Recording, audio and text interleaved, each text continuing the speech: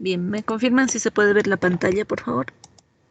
Dije, un favor, ¿podría Sí, volverme a llamar, por favor? Es que de la compu no pude entrar, ya, está bien. por favor.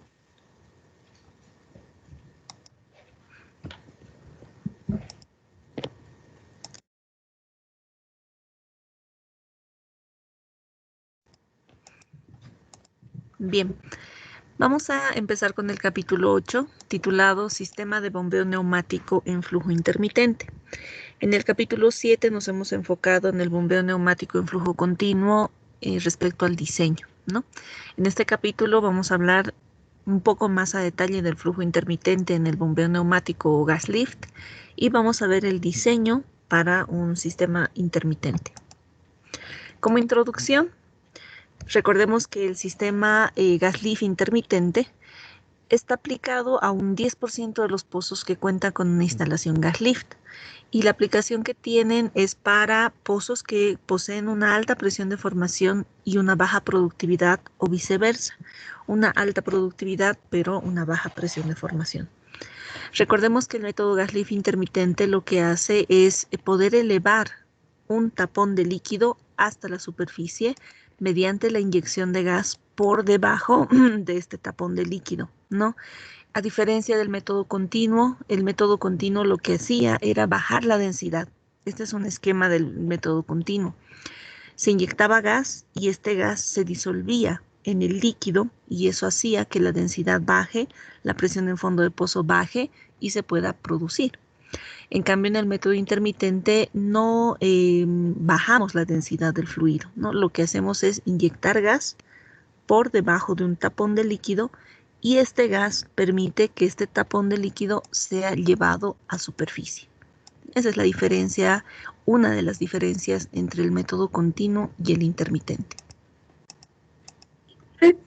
¿Será que le puedo volver a llamar a Celeste, por favor? Sí, ahora le llamo.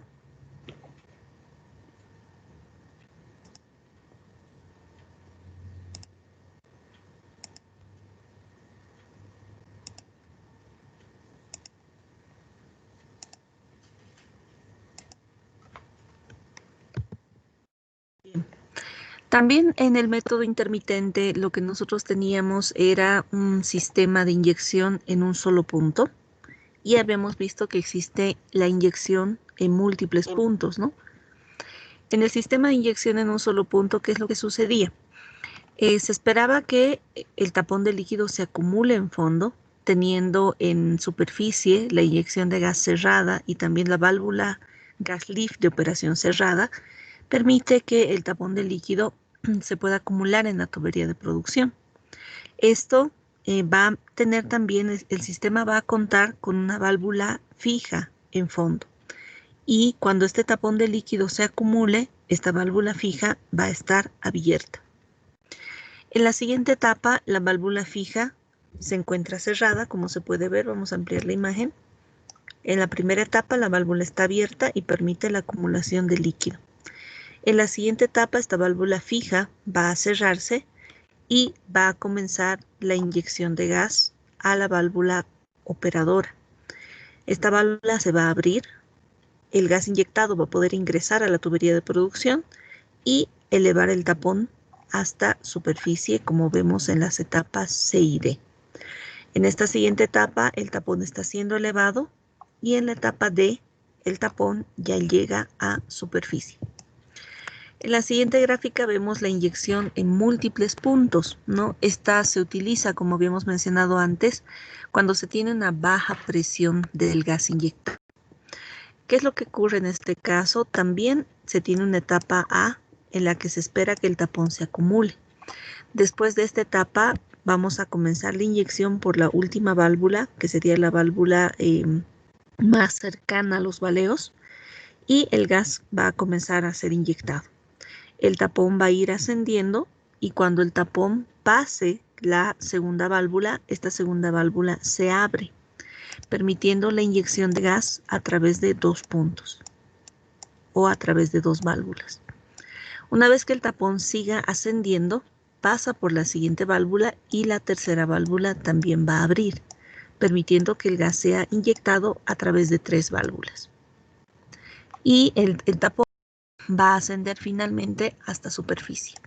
Son los dos tipos o las dos variaciones que vemos del sistema gas lift intermitente.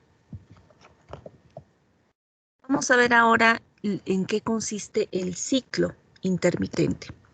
Este ciclo intermitente está está tomando en cuenta qué es lo que pasa a través del tiempo en la inyección de gas lift intermitente. Tenemos 3 etapas en el ciclo. La primera etapa, que es la acumulación de líquido. La segunda etapa, levantamiento. Y la tercera etapa, que es la etapa posterior al flujo. Estas 3 etapas se pueden diferenciar en la siguiente gráfica. Vamos a ampliar la imagen para que lo podamos ver mejor. Y en esta imagen tenemos en el eje Y la profundidad del pozo y en el eje X tiempo. Vamos viendo entonces qué es lo que pasa durante el ciclo intermitente considerando la profundidad respecto al tiempo. Tenemos en superficie el cabezal, ¿no? La profundidad que sería considerada 0 en el cabezal, y en fondo tendríamos la profundidad del pozo, la profundidad a la que está asentada la válvula gas lift. En la primera etapa, en una etapa de acumulación, en la acumulación de líquido en este ciclo, en la primera etapa de acumulación de líquido, partimos de un tiempo igual a 0 hasta un tiempo 1, t igual a 0 hasta t igual a 1. ¿Qué es lo que sucede en este periodo de acumulación? En fondo, dentro de la tubería de producción, va a existir una determinada altura de líquido. Y como su nombre lo indica, acumulación, como el pozo está cerrado, se va a acumular la cantidad de líquido en la tubería de producción. Va a incrementar la cantidad de líquido en la tubería de producción. La siguiente etapa, que es el levantamiento del tapón, está comprendida entre este tiempo 1 y el tiempo 4. Acá vamos a escribirlo entre T1 y T4. Acá la etapa de acumulación entre un tiempo 0 hasta un tiempo 1. La etapa de levantamiento del tapón consiste en que ya va a ingresar el gas a la tubería de producción y este va a impulsar al tapón a ser elevado a superficie.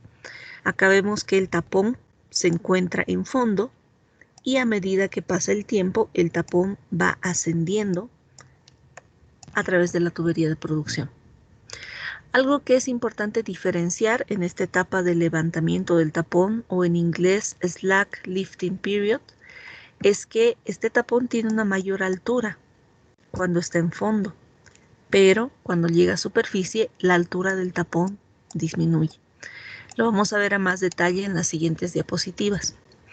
La tercera etapa es una etapa posterior al flujo, o en inglés denominada after flow, ¿no? Que está comprendida entre un tiempo 4 y un tiempo total del ciclo.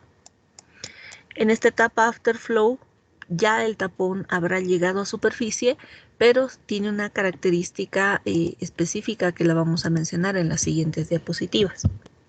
Vamos a ir describiendo etapa por etapa. La primera, acumulación de líquido. ¿Lo puede leer, por favor, Choquevilca?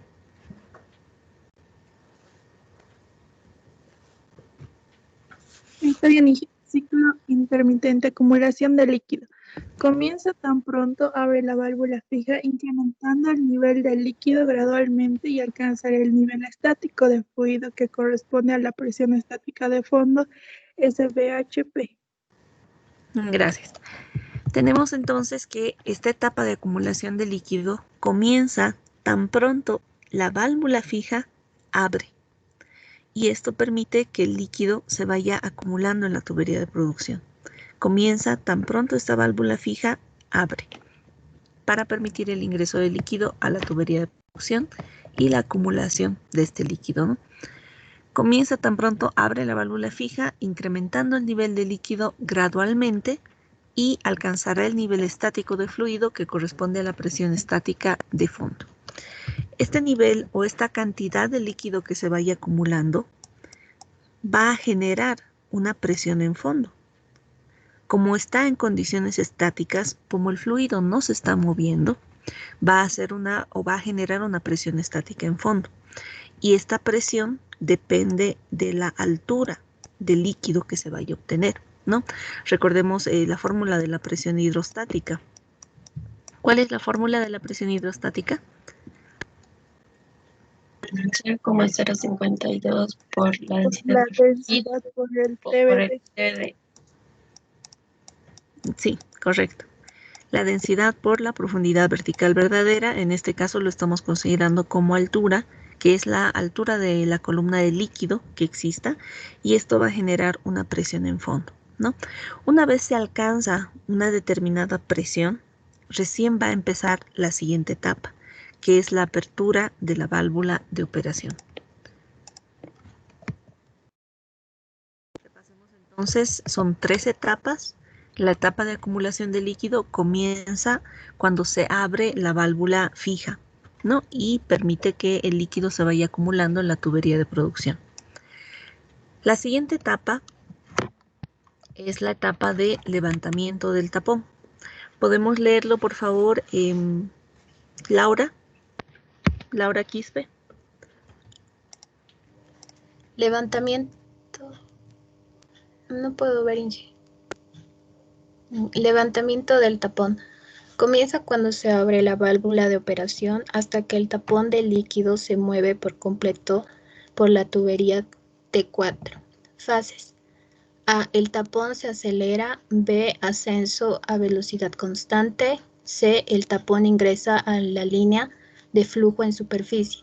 Durante el ascenso de longitud del tapón de líquido reduce gradualmente. Efecto de la gravedad y penetración de gas en el tapón.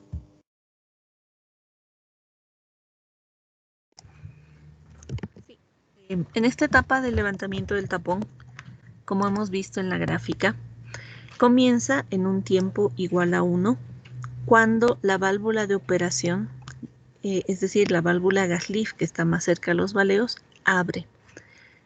Recordando la gráfica, vamos a ver la gráfica del ciclo intermitente.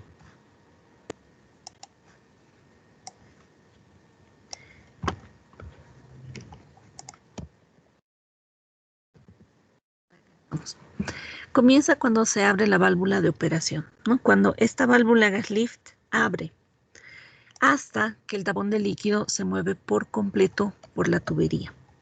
Comienza en este tiempo T1 hasta un tiempo T4.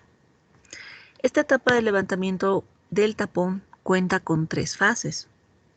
Una fase A, que consiste en que el tapón se acelera, ¿no? Que tiene esta pequeña longitud, acá podemos ver A. B, que es el ascenso del tapón a velocidad constante. Y C, que es cuando el tapón ingresa a la línea de flujo en superficie. Acá tenemos las 3 fases. Fase A, el tapón acelera. Fase B, el tapón asciende a velocidad constante. Y fase C, el tapón ingresa a las líneas de flujo en superficie. Durante el ascenso del tapón, la longitud reduce gradualmente. Vemos acá que al inicio, antes de que el tapón suba, tiene una mayor longitud. Pero cuando el tapón llega a superficie, esta longitud disminuye. Y cuando el tapón va subiendo a través de la tubería, gradualmente la longitud del tapón va a disminuir, ¿no? Las líneas que estoy trazando representan qué longitud tendría este tapón. Acá tiene una mayor longitud.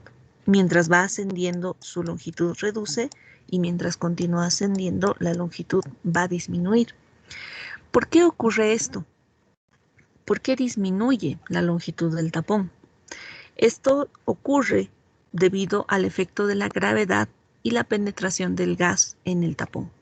Si hacemos una gráfica de cómo ascendería este tapón, igual lo tenemos en las gráficas anteriores, considerando que esta es la tubería de producción y este es el tapón de líquido, por debajo de este tapón tenemos la inyección de gas a alta presión. Pero, si bien este gas está impulsando al tapón de líquido a ascender, ¿qué es lo que ocurre? Por efecto de la gravedad, una cierta cantidad de líquido va a tender a ir hacia abajo. Y como gotas va a ir descendiendo a través de la tubería. No vamos a poder elevar por completo este tapón, ¿no? El tapón va a ser elevado, pero por efecto de la gravedad van a desprenderse gotas de líquido del tapón. Esta es una de las razones por las cuales el tapón no llega en su misma longitud hasta superficie. Depende del efecto de la gravedad, que hace que, como es un líquido y por debajo tiene gas, va a tender a ir hacia abajo, y la penetración del gas en el tapón. Como el gas está a alta presión, ciertas moléculas de gas o cierta cantidad de gas va a penetrar al tapón, y eso va a hacer que disminuya la tensión que existe entre el gas y el líquido, y va a causar que se desprenda cantidad de líquido de este tapón.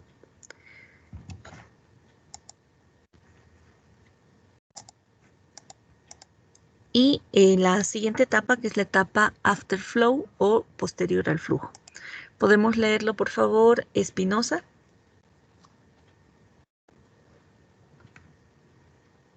Claro. Sí, adelante, por favor.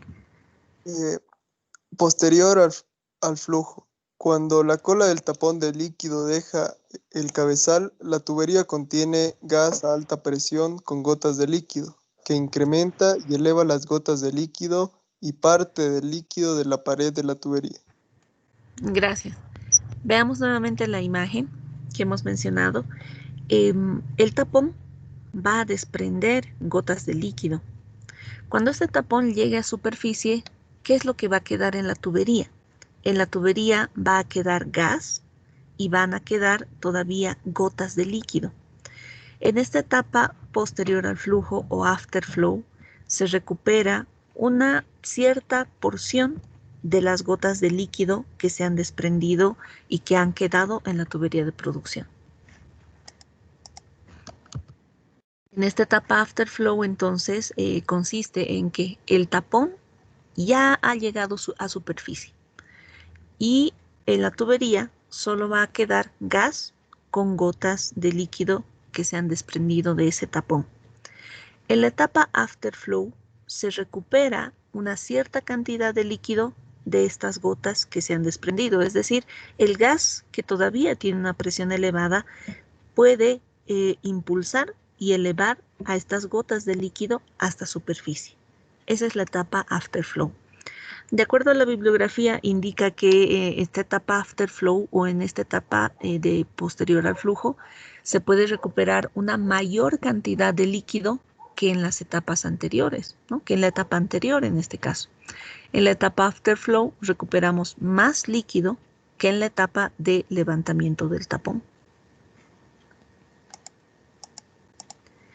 Vayamos con el siguiente subtítulo. Hasta acá no sé si tienen alguna consulta.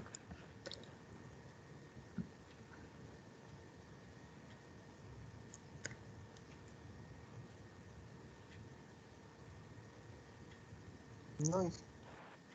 Bien, continuamos entonces. El siguiente subtítulo es el cálculo de parámetros operacionales.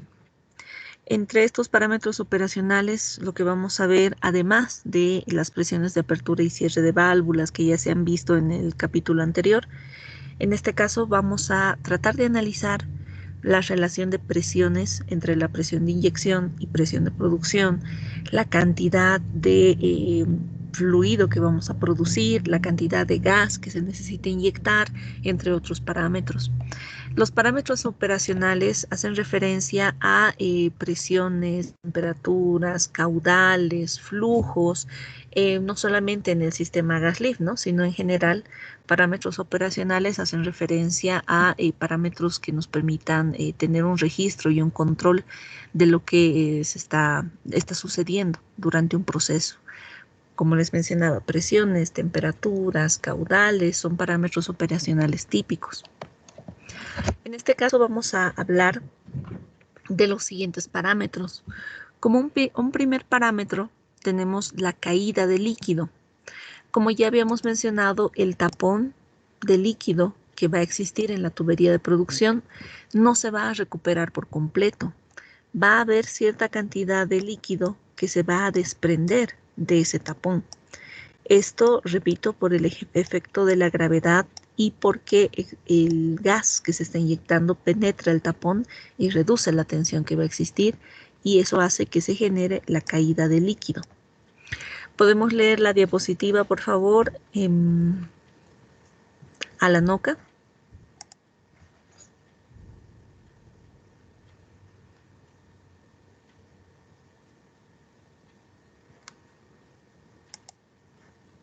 ¿Alanoca está presente?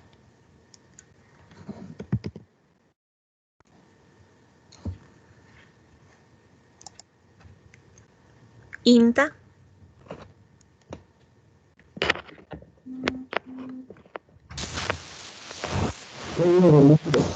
Buen día. Adelante, por favor. Caída del líquido. Primeras investigaciones probaron que mientras mayor fuera el puerto de la válvula, en flujo intermitente se producirá una mayor porción del tapón de líquido. Un pequeño puerto, orificio, solamente burbujeará gas en el tapón de líquido. White et al. Para un diámetro de tubería y puerto de la velocidad de ascenso de burbujas de gas en diferentes líquidos es constante. La velocidad del tapón varía con la relación de presión de inyección y presión de producción, válida durante la apertura de la válvula. Velocidades máximas se obtienen a relaciones mayores a 2.2, minimizando la caída del líquido. Gracias. Veamos entonces lo que nos indica la diapositiva. La caída de líquido, como les mencionaba, es que se desprendan gotas de líquido del tapón, ¿no? O que se desprenda una cierta cantidad de líquido del tapón. Depende mucho del puerto, del orificio. Si consideramos que esta es la tubería de producción y por acá se encontrarían las válvulas, si el tamaño del orificio de la válvula es mayor, va a permitir, según la teoría, recuperar un mayor volumen del tapón. Si el tamaño del puerto de la válvula es muy pequeño, no vamos a poder generar una cantidad o un volumen de gas que impulse al tapón, ¿no? Si el tamaño de la válvula es muy pequeño, solamente va a burbujear gas en ese tapón, pero no lo va a poder impulsar hasta superficie. En cambio, si el tamaño del orificio es más grande, nos va a permitir generar el tapón y poder impulsarlo a superficie. Si el tamaño del orificio de la válvula es muy pequeño, no permitirá recuperar un tapón. Lo único que va a causar es burbujear gas en ese tapón y no nos permitiría recuperar, por lo tanto, los líquidos. Veamos esta gráfica que justamente está haciendo referencia a lo que se indicaba en el texto de la diapositiva. Esta gráfica relaciona velocidad del tapón respecto a la relación de presiones, presión de inyección, que es la presión del gas en el espacio anular. Por acá estaría la presión de inyección, considerando que esta línea representa la cañería, y la presión de producción, que es la presión en la tubería de producción. En el eje X tenemos la relación de presiones, presión de inyección y presión de producción sobre la presión de producción, y en el eje Y tenemos la velocidad del tapón. Esta gráfica es un ejemplo que ha sido realizado para un tamaño de tubería de 2/3 de pulgada y un diámetro del puerto de la válvula o un tamaño del puerto de la válvula de media pulgada. ¿Qué es lo que vemos en esta gráfica? Comenzando por este segundo párrafo, que nos dice que los autores White y asociados, para el diámetro de tubería y puerto definido, para este diámetro de tubería y puerto, nos indica que la velocidad de ascenso de burbujas de gas en diferentes líquidos es constante. Dentro de esta gráfica tenemos la velocidad de burbujas de gas y la velocidad del tapón, ¿no? Slack velocity, slack el tapón, y la velocidad de las burbujas.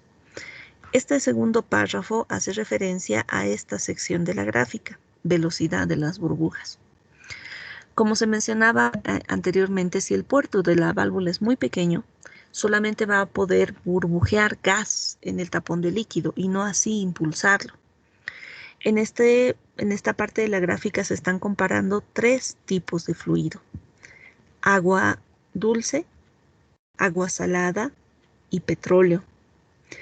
Y en los tres casos, no importa la relación de presiones que exista, la velocidad va a ser constante de las burbujas. En agua dulce su velocidad se va a mantener constante, en agua salada una velocidad constante y en petróleo una velocidad constante, sin importar la relación de presiones, ¿no? Es decir, que si aumentamos la presión de inyección en agua dulce, no importa si aumentamos la presión de inyección, la velocidad con la que asciendan las burbujas va a ser constante. En el otro caso, en esta otra sección de la gráfica, vemos la velocidad del tapón y cómo varía la velocidad del tapón respecto a esta relación de presiones. Una relación de presiones más baja, por ejemplo 1.2, nos indica que tenemos una presión de inyección menor.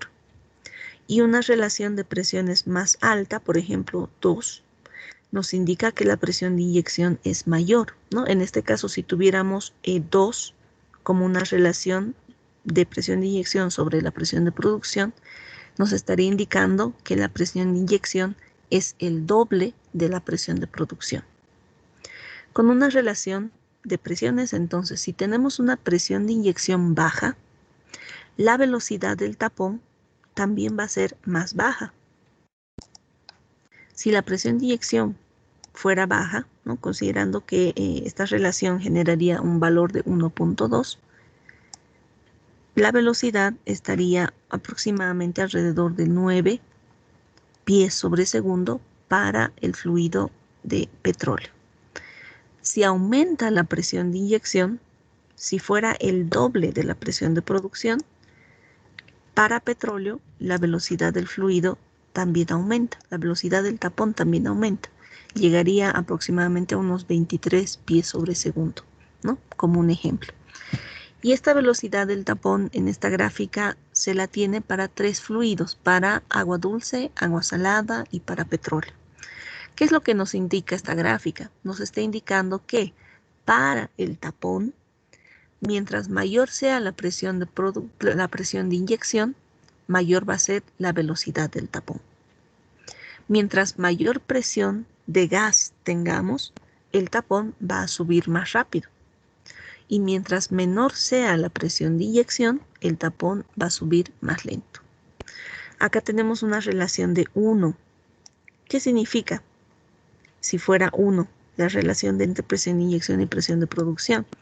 Presión de inyección sobre la presión de producción igual a 1. ¿Qué significa que sea igual a 1? Que la presión de inyección sería igual a la presión de producción. Y si estas dos presiones son iguales, acá tenemos la presión de producción y acá la presión de inyección, si las presiones son iguales, no vamos a impulsar el tapón, ¿no? Ni siquiera se va a poder burbujear gas sobre el tapón. Se necesita que la presión de inyección sea mayor a la presión de producción, tenga que ser mayor a la presión de producción para que tengamos el ingreso de gas. Si es igual o si es menor, no va a ingresar gas a la tubería de producción. Por eso no tenemos nada en este espacio en la gráfica, ¿no? A partir de 1.2, que la presión de inyección sea mayor a la presión de producción, recién va a poder ingresar gas a la tubería de producción y vamos a poder impulsar el tapón, y mientras mayor sea la presión de inyección, vamos a poder producir con una mayor velocidad el tapón.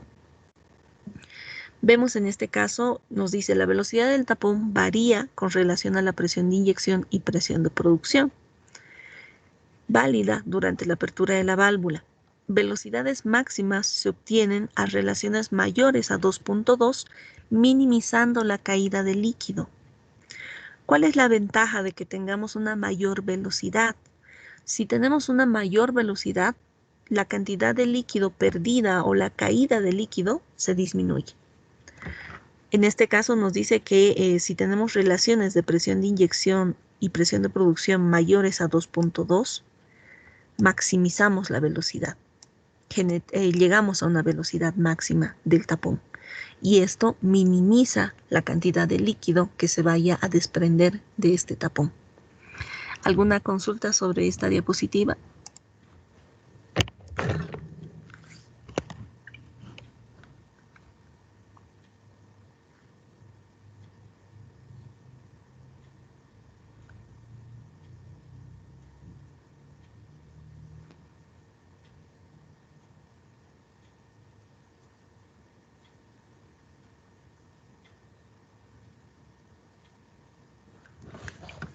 Bien, en esta diapositiva entonces recordarles, estamos hablando de la caída de líquido. Vemos la relación de velocidad del tapón versus la presión de inyección y la presión de producción. Mientras mayor sea la presión de inyección, vamos a tener una mayor velocidad y vamos a generar, por lo tanto, una menor caída de líquido de este tapón. El siguiente parámetro operacional estamos haciendo referencia igual a la caída de líquido en esta diapositiva y hablamos de otros autores, por ejemplo, Giberson Ratiometric System, que presentó una figura para determinar la caída de líquido en una instalación intermitente. Y en este caso vemos que la recuperación de líquido disminuye con el incremento de la profundidad de las válvulas e incrementa aumentando la presión de inyección, lo que habíamos visto en la anterior gráfica. Si tenemos una mayor presión de inyección, vamos a tener una mayor cantidad de líquido recuperado, una mayor cantidad de tapón recuperado. En esta gráfica de Giberson Ratiometric System nos hace relación de la longitud del tapón que va a tener al inicio respecto a la profundidad de la válvula. Mientras mayor sea la profundidad de la válvula, la cantidad del tapón o la cantidad de líquido recuperado va a ser menor. Mientras más profundo sea el pozo y a mayor profundidad se encuentre la válvula de operación, el tapón va a tener que recorrer una mayor longitud y eso genera mayor posibilidad de pérdidas de líquidos de este tapón. Si es más profunda la válvula, el tapón recorre más, ¿no? Tiene que recorrer una mayor longitud y eso hace que en superficie llegue una menor cantidad. Y mientras mayor sea la presión de inyección, podemos recuperar mayor cantidad del tapón. En esta gráfica vemos la longitud inicial del tapón respecto a la profundidad de la válvula y la cantidad producida del tapón respecto a la cantidad, a la longitud acumulada del tapón. Vamos a poner un ejemplo acá. Por ejemplo, si esta relación de longitud del tapón y profundidad de la válvula es de 0,5 y la relación de presión de inyección y presión de producción fuera, por ejemplo, 1.2, tendríamos una cantidad producida respecto a la longitud acumulada de 0.67 más o menos. ¿Qué quiere decir? Que estaríamos recuperando un 67% del tapón total. Si es que esta relación del tapón, de la longitud inicial del tapón y la profundidad de la válvula fuera menor, fuera 0,3 por ejemplo, y tuviéramos la misma relación de presión de inyección y presión de producción, la cantidad que recuperamos de ese tapón va a ser mucho menor, ¿no? Tendríamos 0.46, es decir, que recuperaríamos el 46% del tapón que se ha generado. Es decir, que mientras mayor longitud tenga el tapón inicial, vamos a poder recuperar más en superficie. Y otra razón importante, como se había visto, es la profundidad de la válvula. Acá, como la profundidad de la válvula está como denominador, mientras mayor sea la profundidad, esta relación me va a dar un resultado más bajo. Es decir, que mientras mayor sea la profundidad de la válvula, voy a tener menores valores de esta relación, de esta división. Puede ser 0,3, 0,2, 0,1.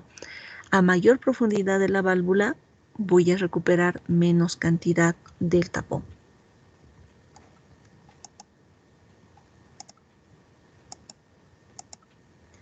Otro parámetro operacional es el requerimiento de gas para un ciclo intermitente. ¿Cuánto de gas necesitamos inyectar en cada ciclo? ¿Podemos leer la diapositiva, por favor, Chambi?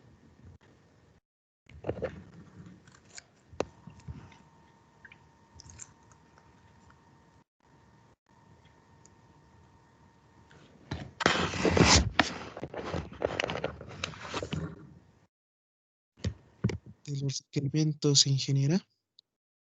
Sí, requerimiento de gas para un ciclo intermitente.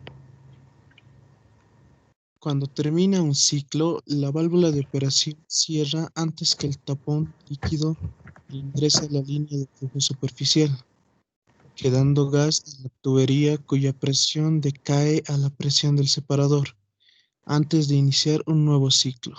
El consumo de gas del ciclo es el volumen que queda en la tubería, que depende del tamaño de la tubería, profundidad de la válvula de operación y presión promedio de la tubería cuando el tapón llega a la superficie. Gráfica manual. Gracias. Vemos el consumo de gas que va a existir en un ciclo intermitente. Nos indica que la válvula de operación va a cerrar antes de que este tapón alcance el separador en superficie, lo que va a hacer que el gas que ha quedado en la tubería de producción se encuentre a una presión igual a la presión del separador. Y como la presión decae, la presión de gas decae, ya esta cantidad de gas no la vamos a poder recuperar, ¿no? Por lo tanto, se considera como un consumo del ciclo intermitente, porque el gas que ha quedado en la tubería de producción ya no se va a recuperar. Entonces se considera que es como un consumo del ciclo. Y en cada ciclo se va a consumir una cierta cantidad de gas. El consumo de gas del ciclo es el volumen que queda en la tubería y depende del diámetro de la tubería, de la profundidad de la válvula de operación y la presión promedio de la tubería cuando el tapón llega a superficie. Si el diámetro de la tubería es mayor, vamos a tener un mayor consumo de gas. Si la profundidad de la válvula de operación es mayor, también vamos a tener un mayor consumo de gas en el ciclo intermitente. Veamos entonces que contamos con una gráfica del manual de Otis para que podamos determinar cuál será el consumo de gas. En este manual de Otis tiene la gráfica en el eje Y, profundidad de la válvula, en el eje X, el volumen de gas que se ha consumido, y esta gráfica está diseñada específicamente para un diámetro de tubería de 2/3 octavos, para una presión del separador de 50 psi y para diferentes presiones de operación de las válvulas, diferentes presiones de apertura de la válvula de operación. ¿Qué es lo que podemos ver en esta gráfica? ¿No? Por ejemplo, si se tiene una profundidad de 10.000 pies y la presión de apertura de la válvula fuera de 400 psi, la cantidad de gas que se consumiría sería 3.250 pies cúbicos estándar. El volumen de gas que se consumiría sería 3.250 pies cúbicos estándar. Y esta relación la podemos tener para diferentes profundidades y diferentes presiones de apertura de la válvula, ¿no? Para que podamos tener una aproximación de qué cantidad de gas se va a consumir.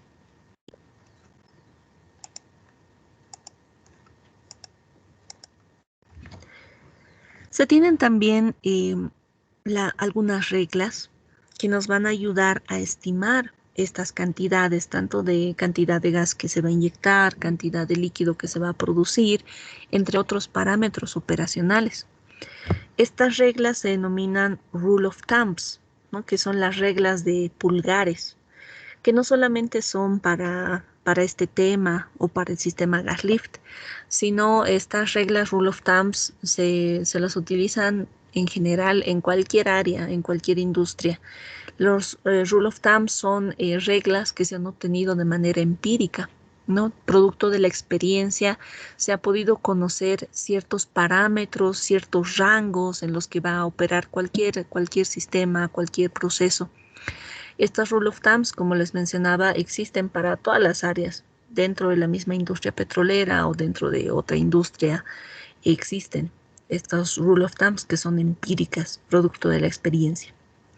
En el caso del sistema gas líquido intermitente tenemos las siguientes reglas. Los podemos leer, por favor. Vera.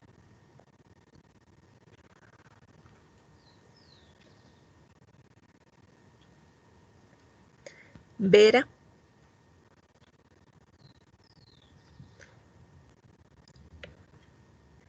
¿Lo puede leer Zapata? ¿O Vera, si ya está? Ya. Se pueden aplicar los siguientes. Velocidad mínima del tapón de 100 pies por minuto para evitar que el líquido caiga.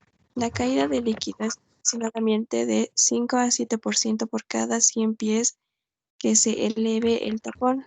Tiempo mínimo de ciclo de 3 minutos por 1000 pies de elevación del tapón. La inyección de gas aproximada 200 a 400 pies cúbicos por barriles por cada 1000 pies de elevación en instalaciones convencionales. Gracias. Entre estas reglas nos indica entonces qué velocidad mínima debería tener el tapón para que se evite o se disminuya la caída de líquido. La velocidad mínima debería ser de 1000 pies por minuto. La caída de líquido, la cantidad de líquido que se pierde, es aproximadamente de un 5 a un 7% por cada 1000 pies de profundidad. El tiempo mínimo de un ciclo es de 3 minutos por cada 1000 pies y la inyección de gas, el volumen de gas aproximado está entre 200 y 400 pies cúbicos estándar por cada barril por cada 1000 pies de elevación en instalaciones convencionales. Estas son reglas empíricas, ¿no? Por lo tanto, no hay una fórmula o no hay una ecuación que nos indique cómo calcular estos valores, ¿no? Son valores que se han obtenido producto de la experiencia. Resolvamos el siguiente ejercicio para poder determinar. Nos dice el enunciado, determine la producción de petróleo probable diaria y el requerimiento de gas para el siguiente pozo bajo flujo intermitente. ¿Cuánto de petróleo se va a producir diariamente y cuánto de gas se va a requerir? Tenemos los siguientes datos. Profundidad de la válvula de operación, 7000 pies. Presión de inyección en superficie, 700 psi. Diámetro de la tubería, 2/3 octavos de pulgada, con un tamaño de 4.7, con un peso de 4.7 libras por pie. Wellhead pressure, la presión en cabeza de pozo, 50 psi. Gravedad del gas, 0.6. Y gradiente del petróleo, 0.4 psi por pie. Con estos datos, solamente con estos datos, debemos determinar qué caudal se va a producir de petróleo y qué cantidad de gas tenemos que inyectar diariamente. De manera analítica, utilizando ecuaciones, es un poco más complejo de poder hacer este cálculo y necesitaríamos más información, ¿no? Con estos datos no nos serían suficientes para poder determinar cuánto se va a producir, cuánto necesitamos inyectar, pero si tomamos en cuenta las rule of thumbs, que son las reglas de los pulgares, que son empíricas, sí podemos hacer estimaciones. Es por eso que el enunciado nos dice, determina la producción de petróleo probable. No va a ser un dato real, ¿no? Va a ser un dato probable, un valor probable de producción. Con estos datos, que no son, como les mencionaba, que para hacer el cálculo necesitaríamos, si quisiéramos hacerlo de forma analítica, muchos más datos. Pero al no contar con demasiada información del pozo, podemos calcular el caudal que se va a producir y la cantidad de gas que se necesita inyectar a través de las reglas de pulgares. Y no solamente se podría utilizar o se podría hacer esta relación para este ejercicio, ¿no? Si ustedes tuvieran que resolver algún ejercicio o tuvieran que hacer algún cálculo con los que cuenten con poca información del área en la que estén investigando, buscando, también pueden revisar Rule of Thumbs. Y ahí van a poder encontrar relaciones empíricas que les ayudarían a aproximarse al resultado que quieren obtener. No solamente en este tema, sino en cualquier industria. Como les decía, son muy útiles estas reglas empíricas para poder hacer algunos cálculos y aproximaciones. Resolvamos entonces en este ejemplo, el ejemplo 8.1, y determinemos qué cantidad de líquido se produciría y qué cantidad de gas necesitamos inyectar. ¿Cuál va a ser el primer paso? Lo primero que tenemos que hacer en este ejercicio es poder determinar la presión de inyección a la profundidad de la válvula. Vamos a ampliar acá la hoja. Y si bien acá tenemos la presión de inyección en superficie, necesitamos calcular cuánto representa esta presión a la profundidad de la válvula. La válvula está a 7000 pies. ¿Cómo hacemos esta relación? ¿Cómo determinamos cuánto sería la presión del gas a la profundidad de la válvula?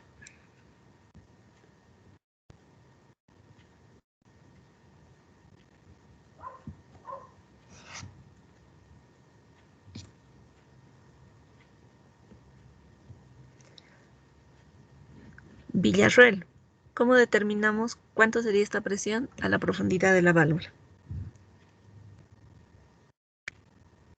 De forma gráfica. Correcto. Correcto, sí. Puede ser por la iteración de Z o por la gráfica, de forma gráfica, utilizando la gráfica de Otis. De forma gráfica lo vamos a hacer y recordando la gráfica de Otis, ¿no? Como primer paso es determinar la presión de inyección a la profundidad de la válvula.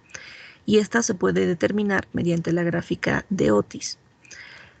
En la gráfica de Otis tenemos en el eje Y la presión en superficie, que son 700 psi. Lo intersectamos con la gravedad específica del gas. La gravedad específica del gas es 0,6. Lo intersectamos con 0,6 y determinamos el gradiente de presión en el eje X. PSI por cada 1000 pies. Estamos alrededor de los 15 PSI por cada 1000 pies. Esta gráfica de Otis tiene también un factor de corrección de temperatura, pero como en este ejemplo no nos dan datos de temperatura, no podemos aplicar una corrección de temperatura, ¿no? Y como es un valor estimado, un valor probable del caudal, no vamos a hacer una corrección de temperatura, ¿no? Lo que vamos a hacer es tomar simplemente este resultado de los 15 PSI por cada 1000 pies. Vamos a anotar los pasos en esta hoja. Paso 1, determinar la presión,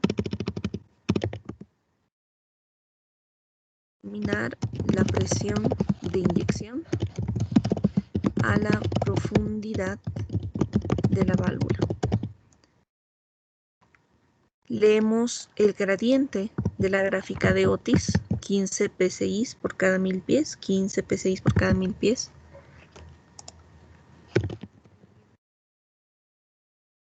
Gráfica, 15 PSI por cada 1000 pies. No vamos a hacer una corrección, vamos a utilizar simplemente este valor, entonces la presión de inyección a la profundidad de la válvula sería igual a la presión de inyección en superficie, 700, más el gradiente, 15 PSI por cada 1000 pies por la profundidad. Profundidad de la válvula, 7000 pies. Y el resultado nos va a dar en PSI. ¿Cuánto sería la presión? 805. Sí, correcto. 805 PSI. Tenemos el resultado de la presión de inyección como paso 1. El segundo paso va a ser poder determinar con qué presión ingresa el gas a la tubería de producción. Vamos a graficar para poder entender mejor el enunciado y el ejercicio. Tenemos la tubería de producción, la cañería, la válvula de operación que está localizada a 7000 pies y la presión de inyección con la que el gas va a llegar a esta profundidad es de 805 psi.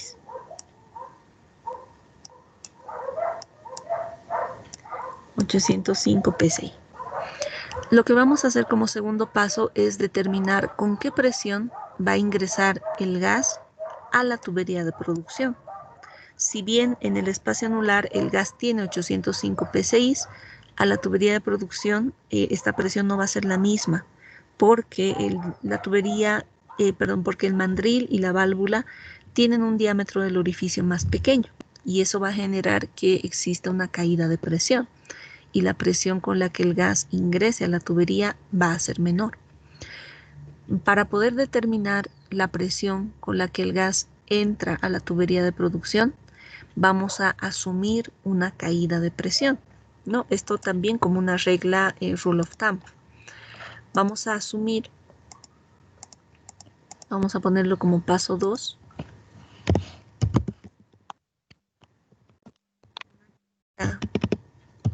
De presión.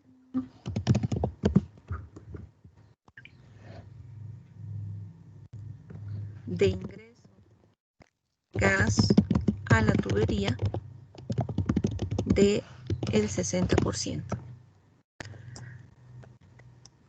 Asumiendo que va a existir una caída de presión del 60% al ingresar el gas a la tubería, esto lo vamos a tomar el 60% para otros ejercicios también, vamos a tener que la presión en la tubería va a ser igual a 805 por 0.6.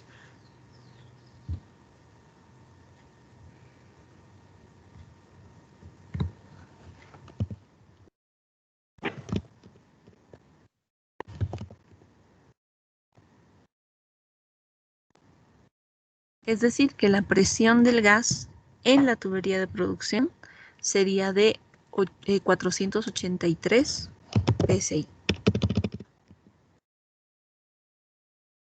En la tubería de producción entonces tendríamos una presión de 483.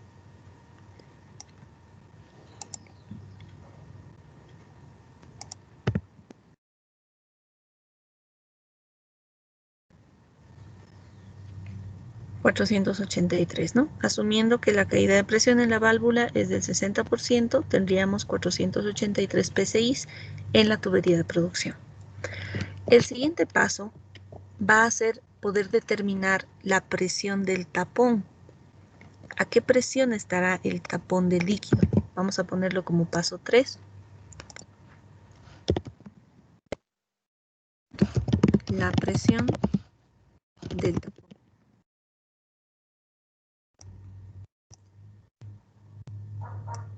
Para poder determinar esta presión, lo que vamos a hacer es simplemente considerar una diferencia de presiones. Por encima del tapón, la presión la vamos a considerar como la presión en cabeza de pozo, wellhead pressure, 50 psi. Y la presión por debajo del tapón, la presión que se ha calculado, 483. Es decir, que por debajo del tapón tendríamos una presión de 483, que es la que acabamos de calcular, y por encima del tapón tendríamos la presión de cabeza de pozo, 50 psi. Realizando la diferencia, 483 menos 50, tendríamos 433, que sería considerada como la presión de este tapón. Nos dice, para que ascienda el líquido, su presión debería ser menor a la presión de ingreso del gas. Se considera la presión del tapón de líquido, la presión del ingreso del gas menos la presión en cabeza de pozo. 483, que sería la presión en este punto, menos la presión en cabeza de pozo, que es 50. Vamos a ponerlo como paso también en la hoja que estamos trabajando. 483 menos 50.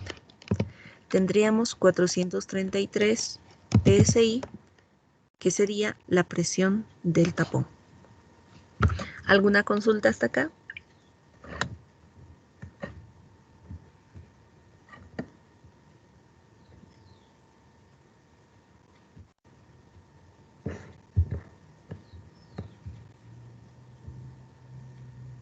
Bien, el siguiente paso va a ser poder determinar qué volumen y qué altura tendría este tapón. Como ya tenemos la presión del tapón, debemos determinar qué altura va a tener este tapón. Para poder determinar la altura, vamos a utilizar el gradiente del petróleo, ¿no? Entonces, siguiente paso, paso 4. Determinar la altura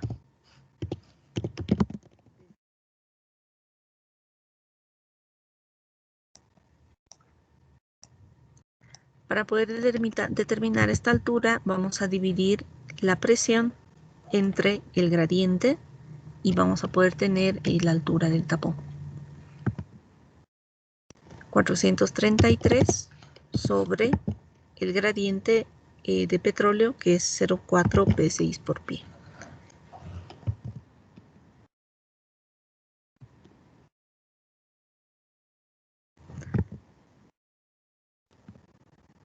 Tendríamos una altura del tapón 1082.5 pies. Bien, tenemos la altura del tapón. El siguiente paso es poder calcular qué volumen va a tener este tapón. Si ya tenemos la altura del tapón y conocemos el diámetro de la tubería, ¿cómo determinamos el volumen?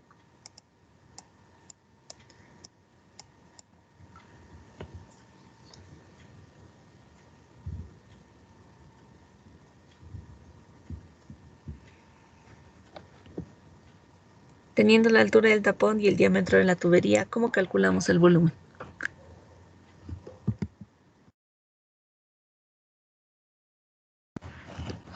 El diámetro de la tubería es 2/3/8, el peso 4.7 libras por pie.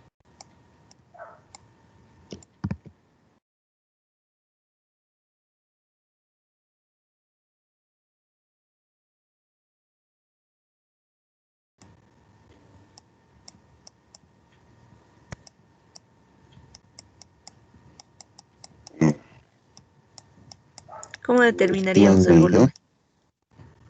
¿Cómo? Convirtiendo, ahorita tenemos pies, ¿verdad? Entonces tendremos que llevarlo a barriles. Ya, aquí tendríamos la altura en pies, 2/3/8 de pulgada, el diámetro nominal, que generalmente es el diámetro externo, tendríamos 2/3/8. Tenemos el diámetro, tenemos la altura. ¿Cómo calculamos qué volumen tendría? Pi cuarto diámetro al cuadrado por la altura, ¿y Sí, el volumen de un cilindro, ¿no?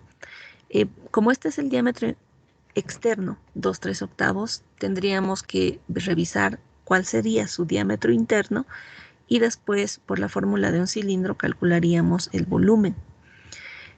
Si recuerdan, en producción 2 hemos visto varias tablas, ¿no?, que nos dan datos de diámetros, áreas, etcétera, de las tuberías de producción.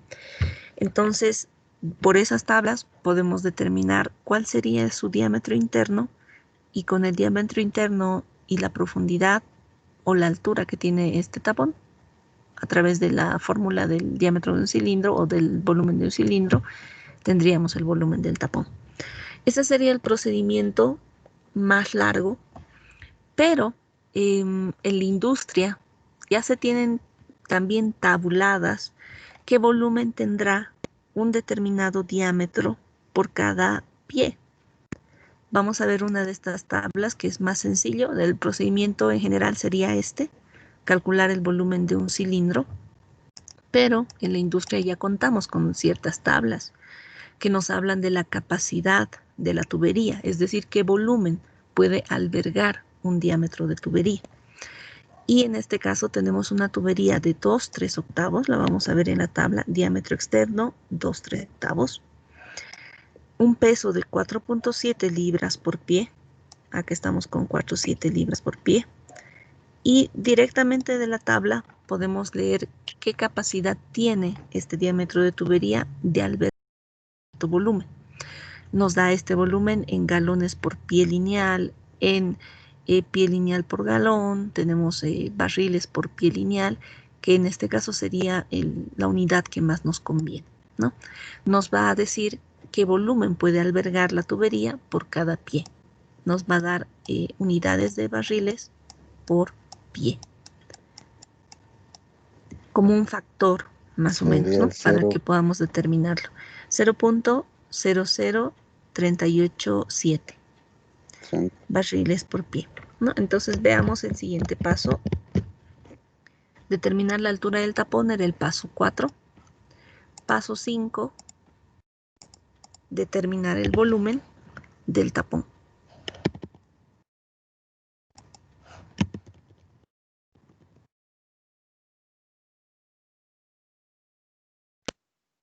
La tabla de capacidad, de acuerdo al diámetro de tubería, capacidades de los diámetros de tubería, tenemos que el 2/3 octavos va a tener una capacidad de 0.00387 barriles por pie. Lo que nos quedaría sería simplemente multiplicar este factor por la altura del tapón y tendríamos el volumen, la cantidad de barriles que contiene ese tapón. Multiplicamos entonces por los 1082.5. ¿Cuánto sería? ¿Qué cantidad qué volumen obtendríamos del tapón? 4,189. Gracias, lo vamos a escribir acá. 4.189 barriles simplemente. Sí, es correcto, 4.189. Este sería el volumen del tapón que obtendríamos por cada ciclo. Pero lo que nos pide es el volumen del tapón por día.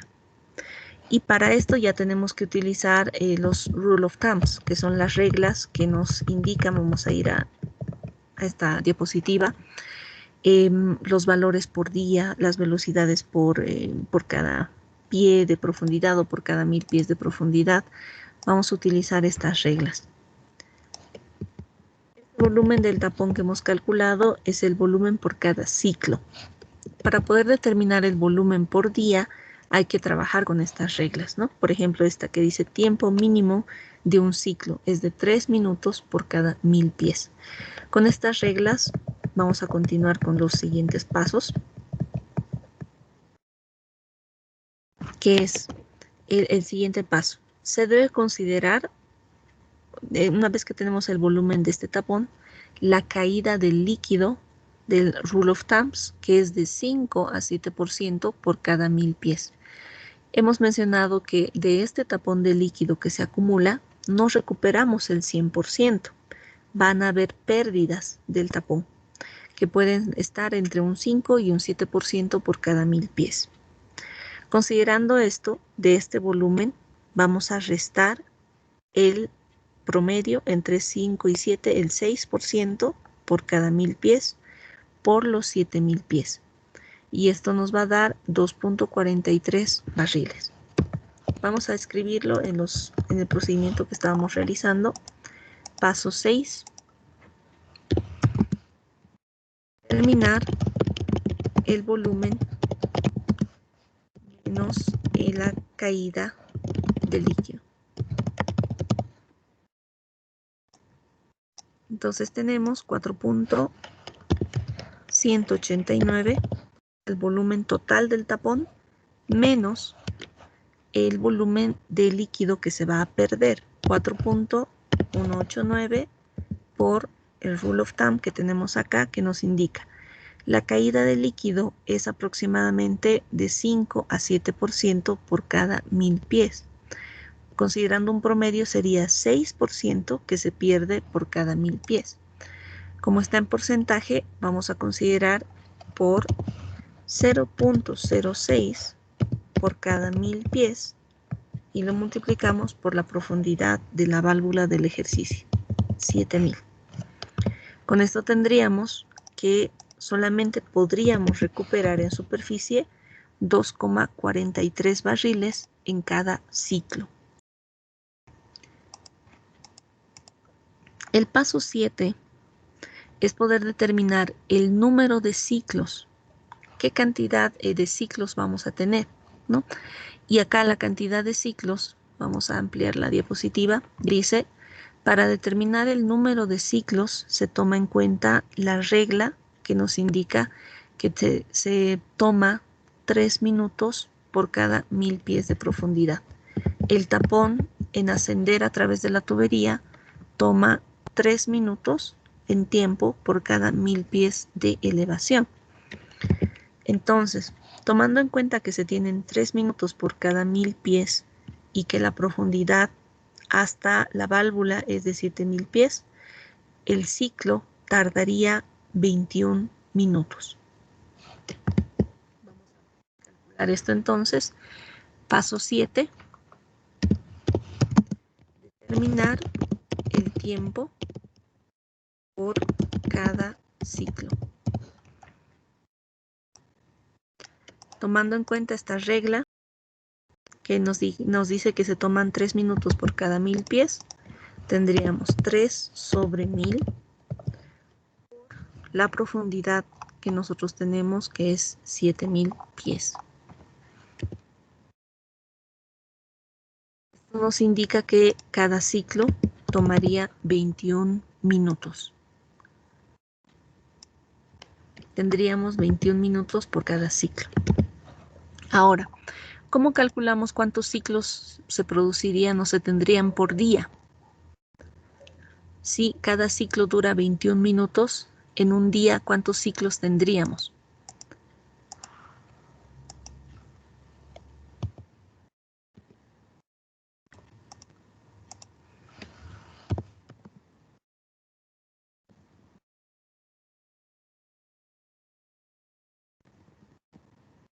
Determinar la cantidad de ciclos por día. Si cada ciclo dura 21 minutos, en un día, ¿cuántos ciclos se tendría? ¿Cuántos ciclos se producirían?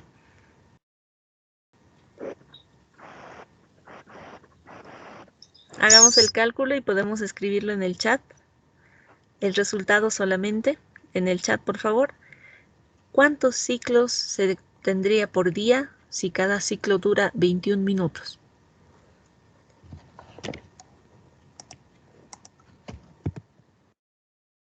En el chat escribamos solamente el resultado. ¿Cuántos ciclos se tendrían por día si cada ciclo dura 21 minutos?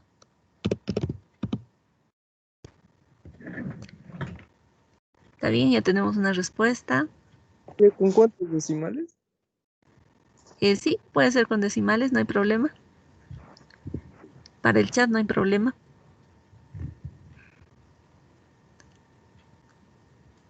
Si cada ciclo dura 21 minutos, ¿cuántos ciclos por día tendríamos?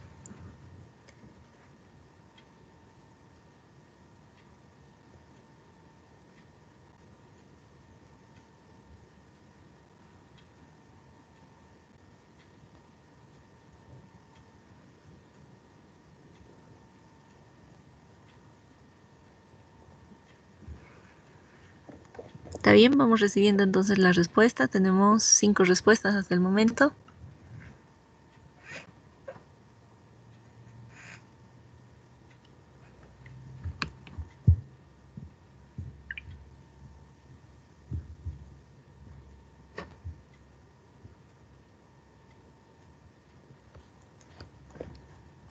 Bien, ¿qué es lo que tenemos que hacer para este cálculo? Determinar la cantidad de ciclos por día. ¿Cuántos minutos tiene un día?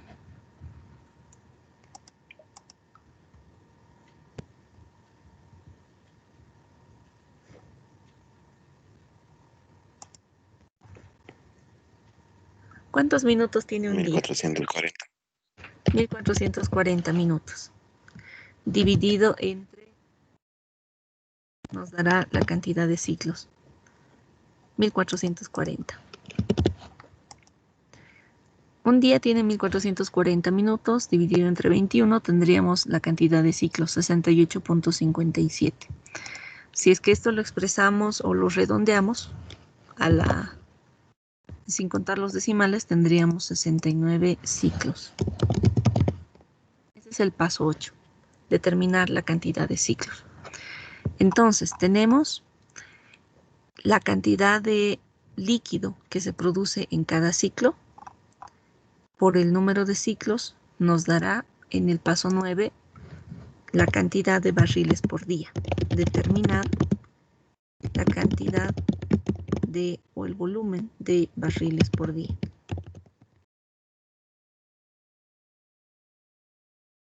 Tenemos todos los datos. En este paso solo es multiplicar el volumen que se produce por cada ciclo por el número de ciclos. Acá, para que lo podamos comprender mejor, acá pondríamos barriles por ciclo por el número de ciclos. 2.43 por 69. ¿Cuánto nos da esto?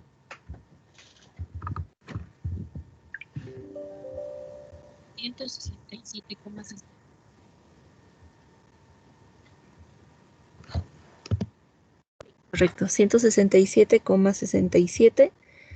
Esta es la cantidad que se produciría, la cantidad total, ¿no?, por día que produciríamos de líquido.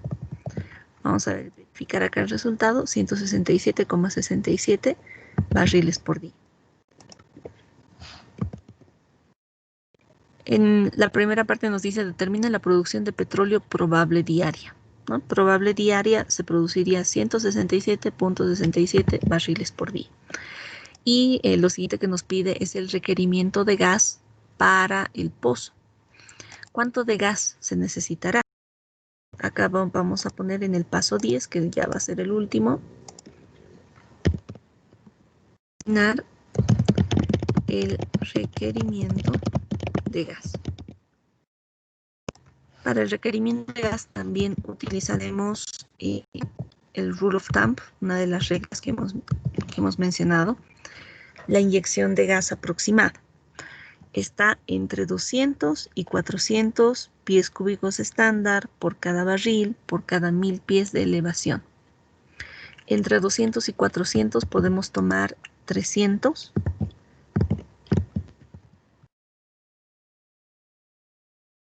por cada 1000 pies por cada barril.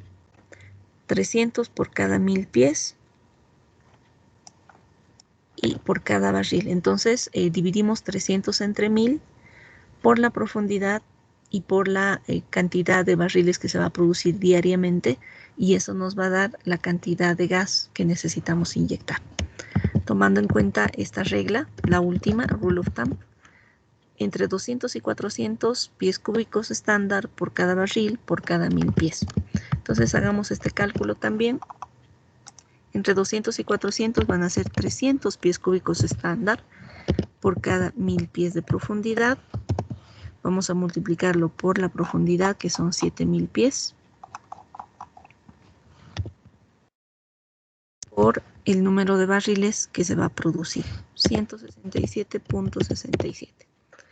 Y nos daría la siguiente cantidad de gas. Tendríamos o necesitaríamos 352 miles de pies cúbicos, 352.107 miles de pies cúbicos estándar por día. 352.107, en este caso, si lo expreso de esta forma, sería simplemente pies cúbicos estándar por día. 352.107 pies cúbicos estándar por día expresado en miles, 352,107 miles de pies cúbicos estándar por día. Tendríamos ya los dos resultados, la cantidad de petróleo que se produciría y la cantidad de gas que se necesitaría inyectar. ¿Alguna consulta hasta acá?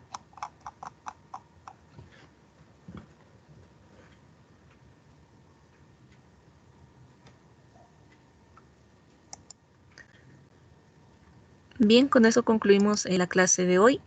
Tienen asignada para las horas asincrónicas un trabajo de investigación que lo van a poder encontrar en el plan de la asignatura en el criterio de desempeño 8 de la materia, ¿no? Si ustedes van a equipo, ya está habilitado el criterio de desempeño 8 y dentro de este criterio está el plan de la asignatura, donde se especifica el trabajo de investigación. El trabajo de investigación consiste en el control superficial para un sistema gas-lift intermitente. ¿A qué se refiere con control superficial? Lo vamos a abrir para que se pueda aclarar mejor este trabajo de investigación. El control superficial hace referencia, que acá podemos ver, T8.1, investigación sobre el control superficial de un sistema gas-lift intermitente.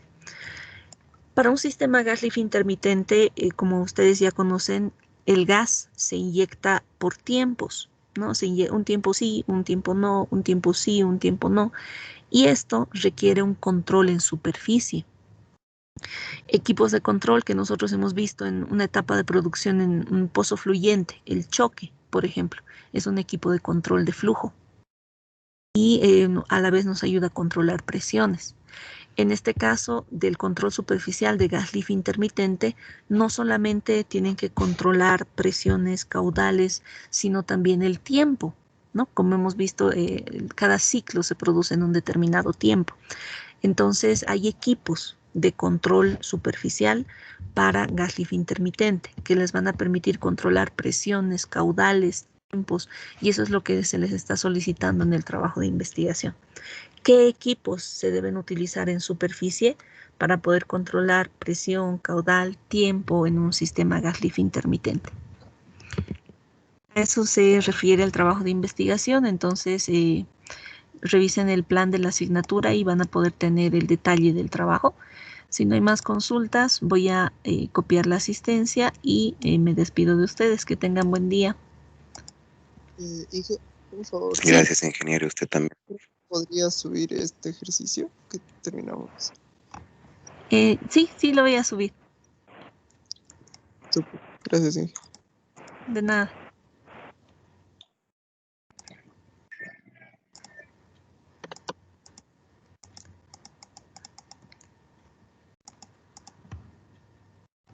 El registro de asistencia a la anterior clase no me permitió hacerlo. No entiendo por qué, pero acá veo que todos están en sala. Muñoz me parece que no está en sala. Voy a verificar si ha ingresado durante la clase y voy a verificar también las horas, ¿no? Bueno, me despido entonces. Hasta luego. Hasta luego, Inge. Hasta luego, Inge, gracias. Solo dije.